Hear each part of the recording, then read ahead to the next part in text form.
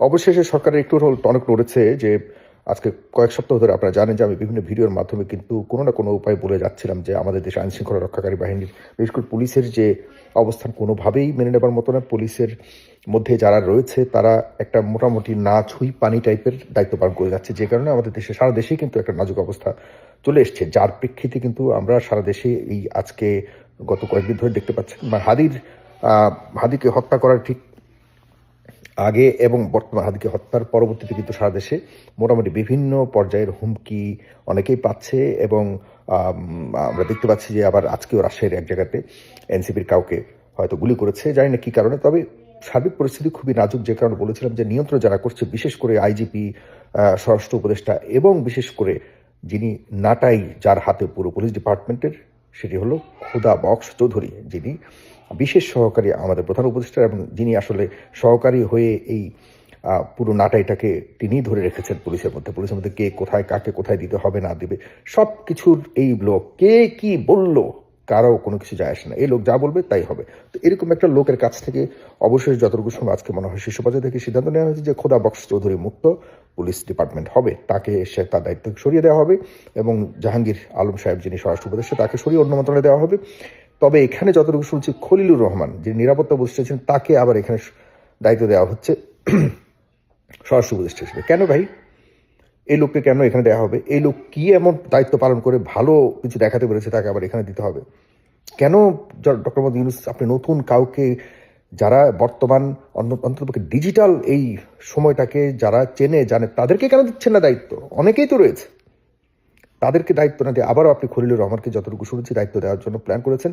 এটি কোনোভাবে উচিত হবে না। এক একটা ভুল করে করে আপনি দেশের কোনো না কোনোভাবে ক্ষতি হওয়া পর্যন্ত কোনো নড়চড় দেখান না।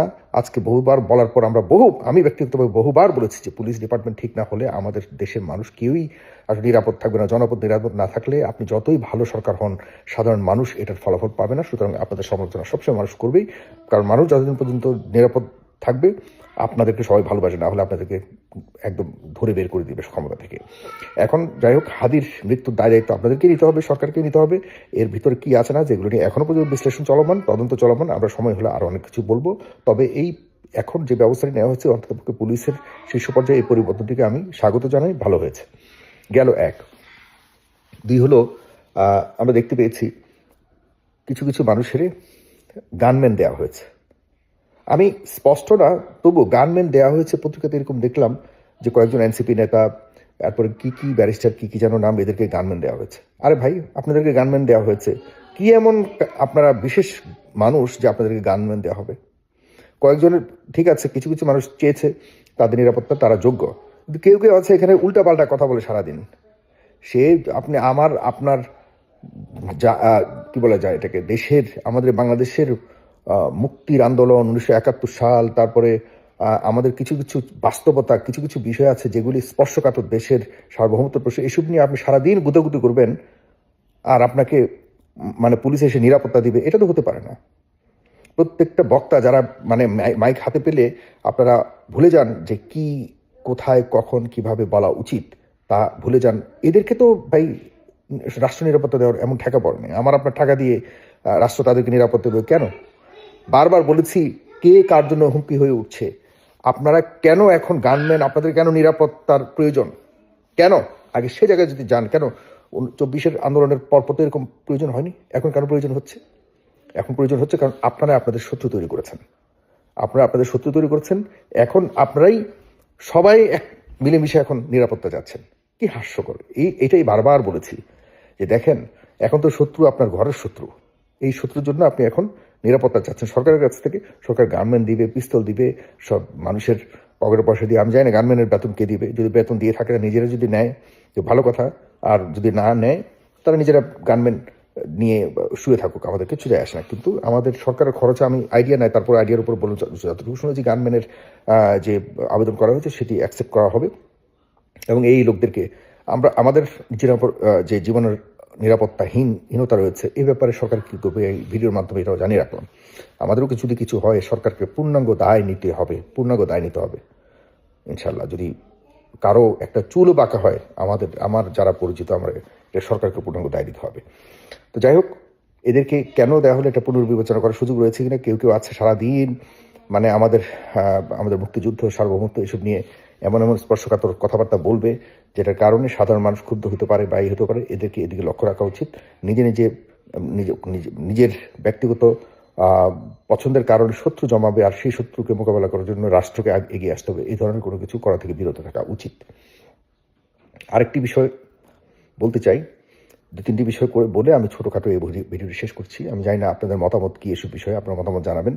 আরেকটি আমার খুবই ব্যক্তিগত মতামত, সেটা হলো যে আমি জানি না নির্বাচন হওয়ার ব্যাপারে এখনও পর্যন্ত পূর্ণ আশাবাদী। তবে নির্বাচনের ব্যাপারে যে প্রস্তুতি এখন আমরা দেখতে পাচ্ছি, অন্ততপক্ষে বিএনপি যতটুকু দেখতে পাচ্ছি কোনো জোট করছে না। একটা জিনিস তো স্পষ্ট, আমাদের দেশে অন্ততপক্ষে মানে ক্ষমতার জন্য একটা আসন পাওয়ার জন্য আমরা কিন্তু দেখা যাচ্ছে যে রেজিস্টার্ড যে রাজনৈতিক দল সেটা পর্যন্ত আমরা ক্লোজ করে দিচ্ছি। সুতরাং সব কিছুই ক্ষমতার জন্য, সব কিছুই আসলে আর কি বলবো, এগুলি মাঝে মাঝে হাসি পায়। অনেকগুলি অলরেডি ছোট ছোট দল বিলুপ্ত করে কিন্তু বিএনপিতে ঢুকেছে, খুবই ভালো কথা। বিএনপিকে আমি অ্যাপ্রিসিয়েট করি। বিএনপি কাউকে কোনো দলকে এই সাথে রেখে এতটা আসন দিলাম সেই শেখ হাসিনার মতো এরকম কোনো এখন সামনে হুমকিও নাই, প্রয়োজনও নাই। খুবই ভালো করেছে বিএনপি। কোনো দল এই 3-4 জন নিজেদেরকে বিশাল নেতা মনে করার কিছু কিছু দল আছে, এই টাইপের দলগুলির সাথে কোনোভাবে আসন ভাগাভাগির যে সমঝোতা এটা না করার জন্য আমি অনেক অনেক ধন্যবাদ জানাই বিএনপিকে। দল যদি কেউ করে সেই দলের নেতৃত্বে, সেই দলের অধীনেই, সেই দলের মার্কাতেই ভোট করে এরপরে পার্লামেন্টে যাবে, না হলে কোনো দরকার নেই। এটি সবচেয়ে বড় পরীক্ষা। আমরা দেখব কার কতটা বল আছে, কার কতটা শক্তি আছে ভোটের মাঠে, সেভাবেই যাবে। আর কেউ যদি ওই নিজের দলকে বিলুপ্ত করে 2-3টা আসনের জন্য পুরো দল বিলুপ্ত করে আপনাদের সাথে চলে যায়, মানুষও চিনে নেবে, ওই দলের মানুষও চিনে যাবে এরা কারা বা এরা কেমন ছিল তাদের জন্য। তো সুতরাং এই বড় বড় গলাবাজি কিছু কিছু মানুষ আছে, 2-3 জন নেতাওয়ালা দলগুলির আসলে মানুষ জানা উচিত, চেনা উচিত। আমাদের পরিবর্তিত বাংলাদেশে এইসব একজন্য পার্টি, দুজন্য পার্টি, এগুলি আমার কাছে মনে হয় মানুষ এইসব সম্পর্কে আরেকটু ভালো করে জানুক, এই সুযোগটা যেহেতু মানুষের এসছে। আর কি বলবো, আপাতত এতটুকুই। আপনারা ভালো লাগলে আপনাদের মতামত জানাবেন। ধন্যবাদ।